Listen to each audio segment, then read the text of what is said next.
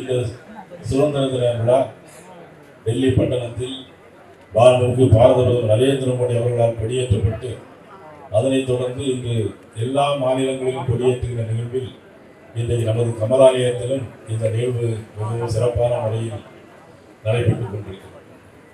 இதில் நாம் சந்தோஷப்பட வேண்டிய விஷயங்கள் என்று சொன்னால், உலகத்திலே மிகப்பெரிய ஒரு தலைவர் நமது பாரத பிரதமர் நரேந்திர மோடி அவர்கள் எடுக்கிற திட்டங்களை எல்லாம் செயல்படுத்தி அதில் வெற்றி காணுகிற மாபெரும் தலைவர்.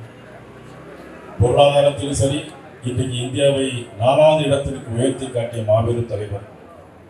தீவிரவாதத்தை ஒழிக்க வேண்டியது உலக ஒட்டுமொத்த தலைவர்களின் மத்தியில் பயங்கரவாதத்தை ஒழிப்பதற்கு நான் எந்த காம்ப்ரமைஸும் யாரோடும் ஆக மாட்டேன் என்று சொன்ன ஒரு வீரமிக்க தலைவர் பாரத பிரதமர் நரேந்திர மோடி அவர்கள்.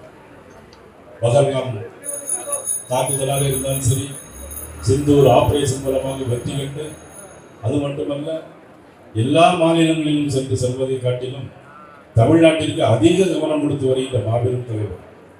ஐநா சபைக்கு போனாலும் சரி, அயோத்திக்கு போனாலும் சரி, அங்கேயும் தமிழை தான் பேசுவார்.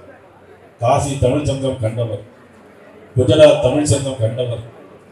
கண்டது மட்டுமல்ல, யாருமே காணாமல் இருந்த கங்கை கொண்ட சோழபுரத்திற்கும் அதனை ராஜேந்திர சோழனுடைய பெருமையும் கண்டவர், உலகிற்கெல்லாம் எடுத்து சென்றவர் நமது பாரத நரேந்திர மோடி அவர்கள். இதெல்லாம் நாம் சந்தோஷப்பட வேண்டிய விஷயம். அடுத்த ஆண்டு நாம் இதே நேரத்தில் கொடியேற்றும் போது நம்முடைய தேசிய ஜனநாயக ஆட்சி நமது செயின்ட் ஜார்ஜ் கோட்டையிலே இருக்கும் என்ற நேரத்தில் சொல்லி இந்த நன்னாளில் அனைவருக்கும் எனது வாழ்த்துக்களை பகிர்ந்து கொண்டு